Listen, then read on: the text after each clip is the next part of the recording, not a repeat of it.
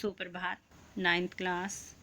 बेटे कल आपने लेसन पढ़ा माटी वाली, आज उसके क्वेश्चन आंसर देखेंगे बच्चे। शहरवासी सिर्फ माटी वाली को नहीं उसके कंटर को भी अच्छी तरह पहचानते हैं। आपकी समझ में वे कौन से कारण रहे होंगे जिनके रहते माटी वाली को सब पहचानते थे। टिहरी शहर में रहने वालों को चूल्हा जलाने के लिए या चूल्हे को लीपने के लिए लाल मिट्टी की ज़रूरत होती थी, क्योंकि भगीरथी और बिलांगना नदियों की मिट्टी में रेत की मात्रा बहुत ज़्यादा थी, जिससे चूल्हे की लिपाई पुताई में उसे इस्तेमाल नहीं किया जा सकता था।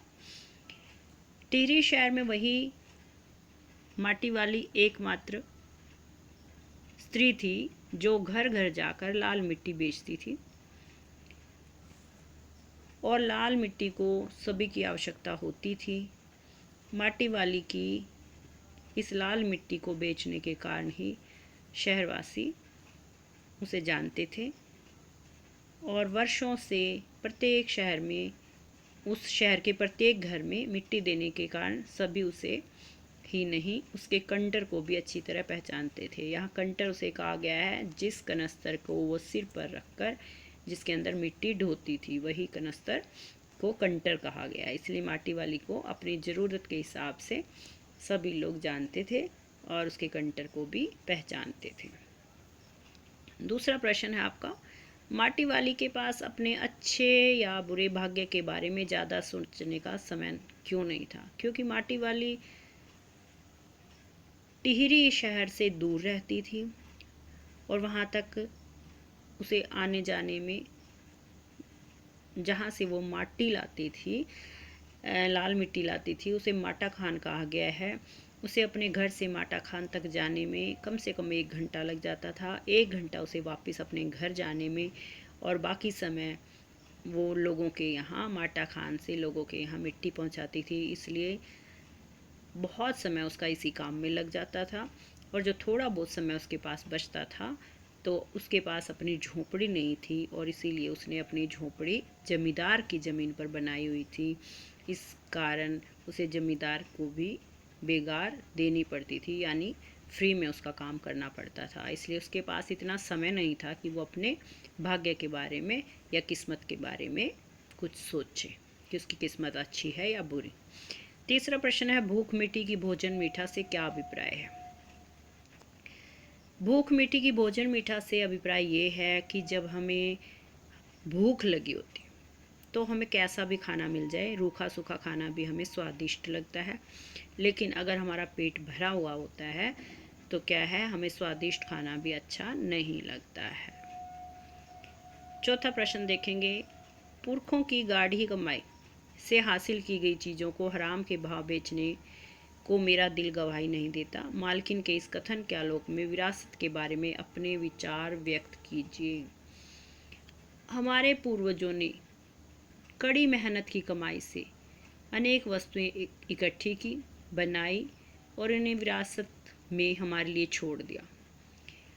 उनके द्वारा छोड़ी गई चीज़ें जैसे बर्तन हैं, मूर्तियां हैं, आभूषण आदि होते हैं जो उनकी पहचान होते हैं, और उनके द्वारा छोड़ी गई चीज़ों का हमारे लिए बहुत महत्व होता है, लेकिन कई बार लोग उन्हें फ्री की चीज़ें मानकर उनकी कद्र नहीं करते हैं। इसलिए यहाँ पर विरासत के बारे में बताया गया है कि वह विरासत में मिली संपत्ति के प्रति हमें आदर भाव रखना चाहिए। उस विरासत को धन के लालच में बेचना नहीं चाहिए। वर्तमान पीढ़ी को भी इस गंभीर तथ्य को समझना चाहिए, और हमें विरासत में मिली हर प्रकार की धरोहर का सम्मान करना चाहिए और उसकी रक्षा करनी चाहिए। माटी वाली का रोटियों का इस तरह से हिसाब लगाना उसकी किस मजबूरी को प्रकट करता है?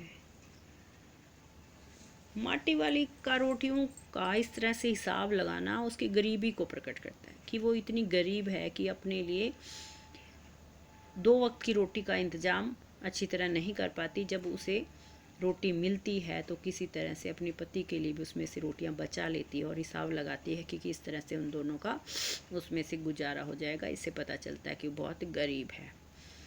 आज माटी वाली बुड्ढे को कोरी रोटियां नहीं देगी, इस कथन के आधार पर माटी वाली के हृदय के भावों को अपने शब्दों में बताइए। माटी वाली रोटियां पाकर बहुत खुश है। आज वह अपने बूढ़े पति को भरपेट खाना दे सकेगी। उसके इस कथन में पत्नी प्रेम का भाव छिपा है। दूसरों के घरों से मिली रोटियों से माटी वाली अपना तथा अपने बूढ़े पति का पेट भरती है। 4 रोटियों में से 3 रोटियां वह बचाकर घर ले आई है। उसके घर में कभी कभार ही सब्जी बनती है, नहीं तो वे रूखी सूखी खाकर ही पेट भर लेते हैं। आज माटी बेचने से उसे जो आमदनी हुई है, उससे वह सब्जी खरीद कर बूढ़े को रोटियां परोसना चाहती थी, जिससे वह खुश हो जाए, पर वह पति को आश्चर्यचकित कर देना चाहती थी। उसके मन में अपने पति के प्रति अपार प्रेम और कर्तव्य की भावना थी। उसने 1 पाव प्याज खरीदा, उसे तलकर उसे खिलाने का विचार करके ही वह खुश होकर अपने घर चली गई।